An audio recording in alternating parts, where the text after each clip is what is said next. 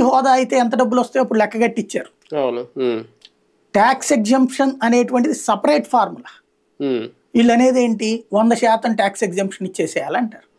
100% tax exemption 10 ఏళ్ల పాటు రాష్ట్రానికి ఇచ్చేస్తారు. రాష్ట్రంలో 100 కంపెనీలు వస్తాయి. ఉద్యోగాలు అందరు ఇక్కడ వాళ్ళని పెడతారా? అంతా రిలయన్స్ వాడు పెడితే ఎక్కడోడైనా వస్తాడు కదా, అవుతుంది.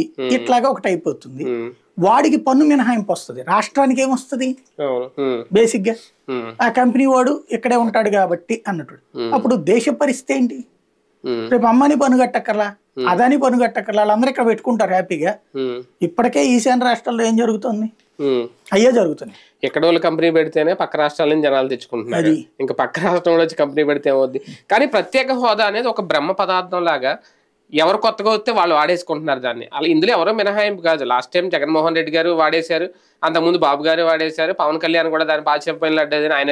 ఇప్పుడు వీళ్ళందరూ సైలెంట్ అయిపోయారు, దాన్ని ఈమె వాడుతున్నారు. కాకపోతే ఈమె చెప్తున్నది ఏంటంటే రాహుల్ గాంధీ మొదటి హామీ అది, ఆయన అధికారంలోకి వస్తే ఫస్ట్ హోదా ఇచ్చేస్తారు అనేది. ప్రజల్లోకి నిజంగా ఇంకా అది